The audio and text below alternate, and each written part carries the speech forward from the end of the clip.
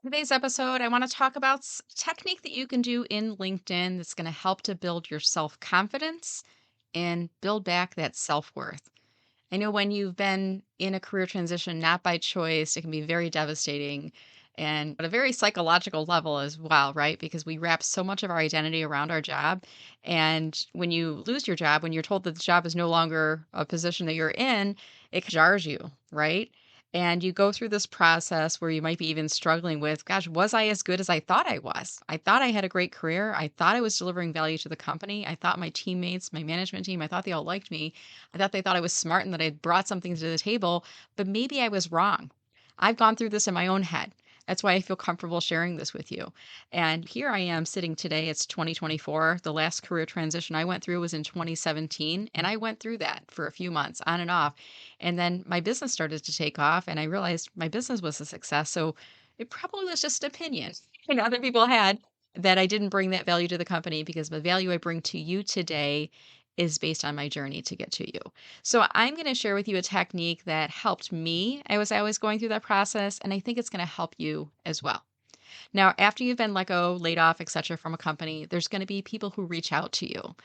And whether it's by text, by email, by letters or cards they send to you in the mail, etc., there's going to be people who reach out to you and they're going to say things like this. Hey, Brenda, if you ever need anything, let me know. Something along those lines. They're showing their support and they're saying, how can I help you? Now, I want you to get in the habit when those people, when they outreach to you, I want you to get comfortable saying, yes, I actually would love your help with something. We're connected on LinkedIn. Could you give me a recommendation there? And let people know the value of working with me. If they work with you in an experience role, definitely touch upon that.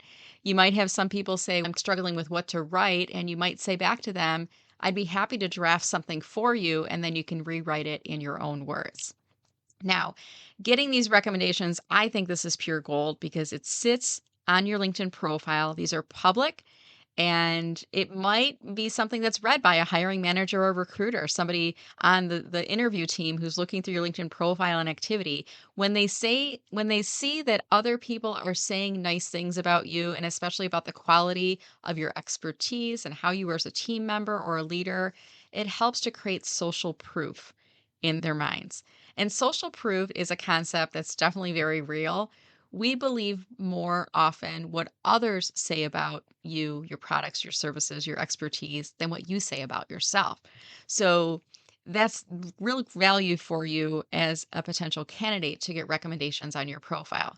The other thing that it does, my friend, is it helps you to build your confidence back because you see people saying things about you that you felt were true. And then you went through this career transition and things got a little murky in the middle, right? But when you see people saying, she was the best marketer I ever worked with, such a strong manager of a team, and the ability to bring people together and listen to different ideas, or they talk about new programs that you implemented, how you save the company money, how you help with productivity. All of these things are really great things to do. And you know what I do? I treat this as like a rainy day fund, so to speak. So when I'm having a down day, I look through my LinkedIn recommendations and I read what people have said about me. That's going to help to lighten me up. It's going to help me to feel more confident about myself. And I want to encourage you to do the same thing as well.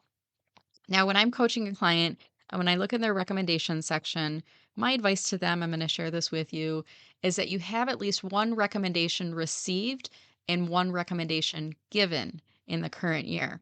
Now, there's a good possibility if your company has gone through some restructuring or layoffs, you were not the only person affected, and you probably know who the others are, right? We find out these things pretty quickly, even if the company doesn't publish a list. We're all friends. We communicate through cell, right? And we communicate at what the updates are. So I want you to think about reaching out to someone else who has been laid off in the same wave as you. And if you feel comfortable doing so, give them a LinkedIn recommendation. Speak about the value they offered to the organization, speak about what it was like to work with them. Try to make it a good paragraph in there. And you can even reach out and say, is there anything specific you'd like me to say in your LinkedIn recommendation? I know that they're going to appreciate it. You're building up social media karma, you're filling their bucket with these really great words, right? It's going to make you feel good as well. When you're going through a career transition not by choice, it can definitely feel like you're out of control of the situation and that the world is happening to you. I want to encourage you to get some of that control back.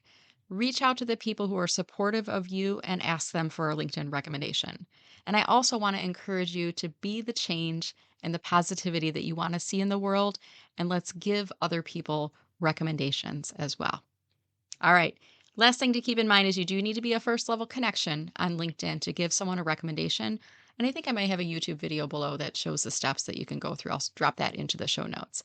If you have any questions about this technique, feel free to message me on LinkedIn or you can email me at brenda@mellermarketing.com.